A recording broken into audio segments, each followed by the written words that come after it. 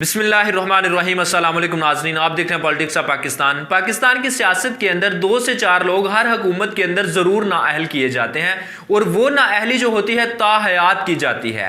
62FA के तहत उनको नाअहल किया जाता है। ये नाअहली ताहयात नाअहली होती है। मैं बात कर रहा हूँ तहरीक इंसाफ के सेनेटर फैसल वाडा साहब की। फैसल वाडा साहब वो शख्सियत हैं जो कराची के अंदर शहबाज शरीफ को हराया था इन्होंने, और बहुत अच्छी लीड से ये जीते थे। अब वो सीट जो है वो कादर मंदोखिल पीपल्स पार्टी के पास है। कादर मंदोखिल वो शख्सियत हैं जो पीपल्स पार्टी के अंदर रहते हुए वकील हैं और फैसल वाडा के मुखालिफ केस लड़ रहे थे, और इन्होंने ही दरख्वास्त जमा कराई थी जो दोहरी शहरियत थी इनके पास, फैसल वाडा साहब के पास। इनकी मुखालफत में कादर मंदोखिल साहब भी मैदान में आए थे। अब जरा केस समझिए, केस क्या है। फैसल वाडा साहब जो हैं 2018 के अंदर कागज जमा करवाते हैं, कागजात नामजदगी, जब इन्होंने इलेक्शन में हिस्सा लेना था।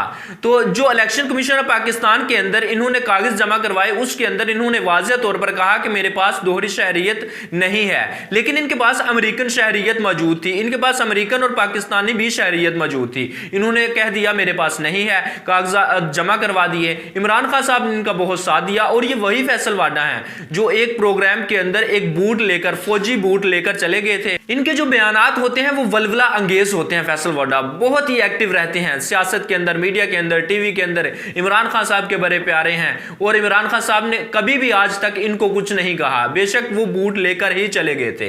इमरान खान साहब ने दोहरी शहरियत के ऊपर भी इनके ऊपर कोई सवाल नहीं उठाया, ना कोई कार्रवाई करने का हुक्म दिया था। इलेक्शन कमीशन ऑफ पाकिस्तान ने अब इनको नाअहल कर दिया है। नाअहल किया चीफ इलेक्शन कमीशन सिकंदर राजा, 3 रुकनी बेंच था, इन्होंने नाअहल किया। अब केस जो है वो समझिए। केस क्या था? 2018 के अंदर फैसल वाडा साहब 7 जून 2018 को जमा करवाते हैं कि मेरे पास दोहरी शहरियत नहीं है, अमेरिकन शहरियत मैं नहीं रखता।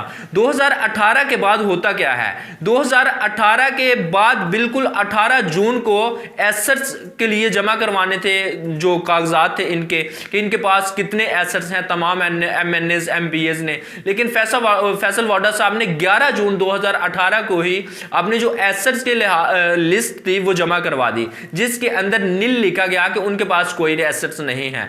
क्योंकि वो अमेरिका के अंदर रहते थे, बहुत ज्यादा अरसा वहां भी गुजरा इनका, कराची के अंदर भी रहे। फैसल वाडा साहब की कोई भी सियासी हैसियत नहीं है, सियासी कैरियर नहीं है, कोई फैमिली बैकग्राउंड नहीं है सियासत के हवाले से। वो सियासत में नहीं रहे, ना इनका कोई पहले सियासत में रहा। इमरान खान साहब आए, इमरान खान साहब के साथ इन्होंने खड़े हो गए। इमरान खान साहब को ऐसे लोग बहुत पसंद चूंकि होते हैं, तो इस वजह से इमरान खान साहब ने इनको साथ रखा और आज तक इनका साथ देते रहे। दोहरी शहरियत का मामला था, इमरान खान साहब ने कोई कार्रवाई का हुक्म नहीं दिया था। हालांकि इमरान खान साहब पहले कह चुके थे कि मैं अपनी पार्टी का एहतसाब करूंगा। ये करते क्या हैं? 7 जून 2018 को जमा करवाते हैं कि मेरे पास दोहरी शहरियत नहीं। 11 जून 2018 को एसेट्स के हवाले से ये अपनी जो सफाई है वो पेश करते हैं कि मेरे पास एसेट्स ये वाले हैं, कुछ पे नील लिख दिया जाता है। फिर 18 जून 2018 को ये दरखास्त नामजदगी देते हैं कि मैं दोहरी शहरियत ख़त्म करना चाहता हूँ। फिर अमेरिकन कौंसलेट में जाती है वो दरखास्त 22 जून 2018 को। जो इनके मुखालिफ वकील थे कादर मंदोखिल साहब, वो अमेरिकन कौंसलेट से राब्ता करते हैं। राब्ता करने के बाद अमेरिकन कौंसलेट का जवाब आता है कि हम किसी इंडिविजुअल को कोई पर्सनल किसी की इंफॉर्मेशन नहीं दे सकते, तो इस वजह से आप उनसे राब्ता करें, यानी कि फैसल वाडा साहब से, उनसे आप पूछ सकते हैं, चूंकि वो आपके मुल्क के अंदर रहने वाले एक सियासतदान है, उनका नाम है। तो कादर मंदोखिल साहब ने दरखास्त जमा करवा दी इलेक्शन कमीशन ऑफ पाकिस्तान के अंदर। इलेक्शन कमीशन ऑफ पाकिस्तान कार्रवाई करता रहा। तवील जंग के बाद उन्होंने इलेक्शन कमीशन ऑफ पाकिस्तान को पता चला कि फैसल वाडा साहब ने जो कागजात जमा करवाए थे नामजदगी के लिए वो झूठे थे, उनके अंदर कोई सच्चाई नहीं थी और उनको नाअहल करार दिया गया। अब आने वाले दिनों के अंदर अगर 2-4 और नाअहल हो जाते हैं तो इस पार्टी का हाल भी वही होगा शायद जो कि पीपल्स पार्टी और नून लीग का था और है। उनके पास भी दोहरी शहरियत होने के साथ साथ दूसरे ममालिक के अंदर एसेट्स भी मौजूद हैं, फ्लैट्स भी खरीदे हुए हैं और बहुत सारा माल जर जो है वो दूसरे ममालिक के अंदर उन्होंने छुपा के रखा हुआ है। इसी तरह यहाँ के MNAs MPAs जो हैं वो भी इसी हालत में पाए जा रहे हैं बहुत सारे।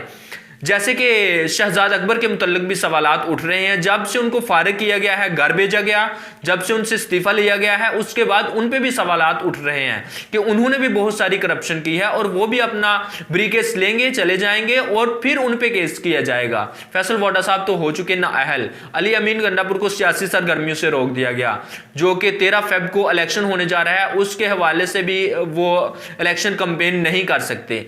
हमारे इस चैनल से आपको हर तरह की खबर मिलेगी, अपोजिशन की भी, हुकूमत की भी।